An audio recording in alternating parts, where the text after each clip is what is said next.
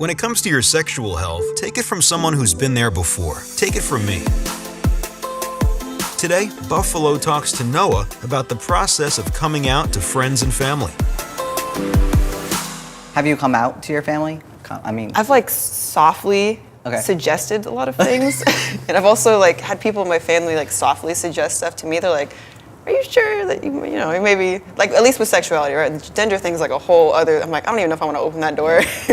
But with sexuality, they've definitely kind of been like, maybe you're not straight. And I'm like, maybe I'm not straight. I'm also afraid to finally breach that, because I've worked so hard for my family to be proud of me and to like appreciate what I do in general. It's like with schooling, like I made sure I got my degree because that's what they wanted. I made sure that like, you know, I tried out working a office job because I thought that's what they wanted. And I hated it so much I had to leave.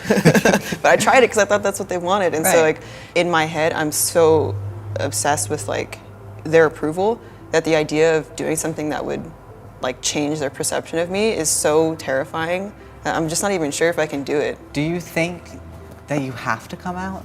I don't think I do, but I also want it to be very clear to everyone that I'm not straight. No, I feel that. Yeah. Yeah. And, like, I think the whole sexuality thing is much easier. And like society's like, oh cool, you're gay, that's so cool. But then as soon as you say that like you're trans, they're like, wait, what's that, huh? Okay. Why is it such a big thing? But I understand too, like if you're, like I'm personally not close to my family, but if you're close to your family, like they're supposed to love you no matter what. Yeah. And then you don't want to disappoint them. Yeah. But if this is who you are, this is your vessel. You have to live with yourself every day. That's pretty much where I'm at now. Even with like the schooling thing, I was like, I can't keep doing stuff because of what I think they might approve of.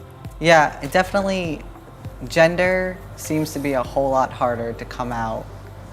And you seem, at least now, depending on where you are in your transition, you're constantly coming out. That's what it's been feeling like bit by bit. I've just been doing this slowly, like stop shaving my legs, stop shaving my armpits, like it's just slowly doing little things. It's like, hey, just let you know, I'm slowly becoming like myself outwardly that I've always been on the inside. So for you, I know you mentioned that you're not super close to your family.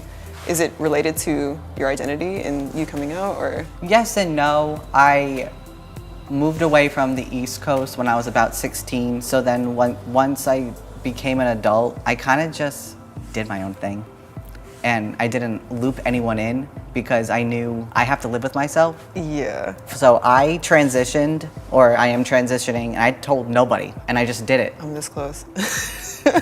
I just did it. I had a stable job to where I could pay for my surgeries and pay for everything medical that I wanted to do, and I'm like, let's just do it. If there's one thing that I could say, I would never have changed getting top surgery and transitioning.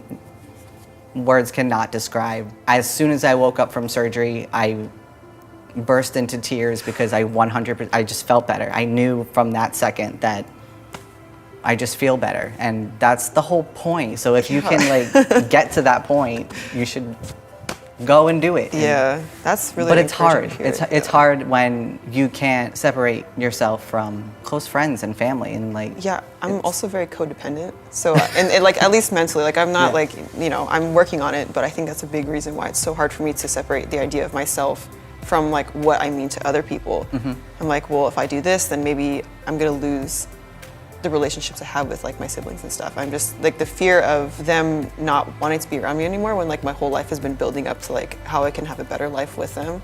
That's what scares me the most. Do you really think that your family would drop you? My heart says no, but my brain says absolutely, absolutely. Then what's your gut say?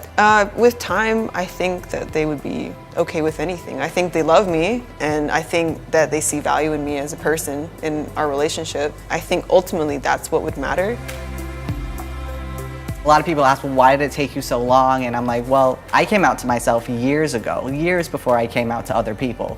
And that was probably the hardest part. Have I lost a lot of family members? Yes. Have I lost a lot of friends? Absolutely. But I have to remind myself that it's their loss. The soul of my being, I have not changed. Yeah. If anything, I'm more happy. I am such a completely different person than I was 5 years ago. So much happier. So like, And wouldn't you want that for people? That you care about. Right, and it's so simple. It's such a simple thing, yeah. Acceptance and like knowing there's hope outside of coming out, that's like the scariest thing. But seeing you, I do feel like there's hope out from the other side. Man, yes, yes, that's awesome. Thank you, I appreciate that. Are you dating anyone? No. No. Do you want to be dating someone? Right now, no. Okay, good. Good for you. Who are you attracted to? What are you attracted to? I don't have like preferences other than like, this is gonna sound so stupid. No. I realize that like for some reason, anyone of any ethnicity and any gender expression, if they have a mullet, I'm attracted. I don't know why. I think it's because of Lost Boys probably. Yes.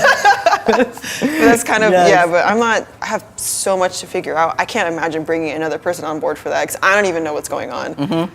I'm personally in a relationship and my girlfriend is like way too good for me. She's so patient. She's been with me through a good chunk of my like testosterone time. So she's seen me Dang, yeah. before my surgery to now to 6 months ago when my voice didn't completely drop. It's nuts. So like I'm constantly going like this and you have to be so vulnerable. When I realized like, oh, no, I do have to explain things. There's some things that I do have to explain. Like when it comes to like sex and there's certain things that you're just like, I'm built differently. Yeah. Because I know many like trans guys who date different girls and they're all about it until they find out that they're trans and they dump them. And that's why it makes it hard for people to come out because they're like, am I gonna be alone forever? Because that's my number one thing that I thought of. I'm like, I'm gonna do this because I need to do this for myself, but I know that I'm just gonna end up having like 3 dogs and be alone and I'll be okay with it. Just like, me on my boat. Yeah, like this is me and myself. You know, that's like one of the hardest things easily is to find someone that actually is on this crazy ride with you. But it's so much easier when you do. What's been like the hardest things that you've had to like deal with within the relationship, including like your transition? Definitely the mood swings because I'm on testosterone. So you have estrogen and testosterone like constantly fighting each other. So me personally, I end up just like being very quiet, but I know that I don't have to explain myself, but like I should explain to you why I'm just like randomly very quiet. You're not doing anything, but it's just because I don't know how to deal with myself, so I'm putting myself in timeout and you're coming along with me. That and I mean, even now, I still wonder if my girlfriend gets any hate if like we're out together, if like they think that we're like a straight couple, or if she tells people like, no, like my partner, and they're like, partner, so then that's automatically like outing me, but it's not at the same time because if that was just the norm, no one would know. No one would know and no one would care. No one would know and no one would care. Or even like little stupid things like if we're out in public and I have to use the restroom. Oh God. Which restroom do you use?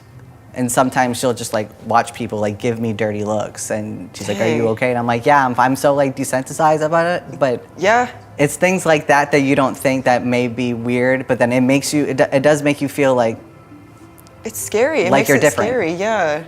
My girlfriend's like, you're not allowed to stand in front of the mirror. And I'm like, I agree. There's certain things that I'm so proud of myself about, and then certain things that I'm like, I know I'm just like Frankenstein's child. Front half of my body is built one way and the bottom half is built another way. But it's still like, at the end of the day, I have to live with myself. And then it's very hard when people say like, love yourself before love other people. And I think that's very bold of you to say, because why not let other people help you find the love that you have for yourself.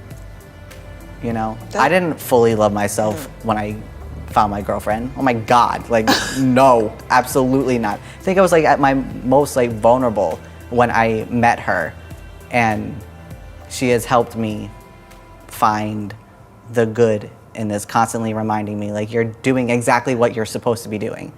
Every day you turn more into who you're supposed to be. For more trusted sources on the topics that matter to you, go to getmegiddy.com.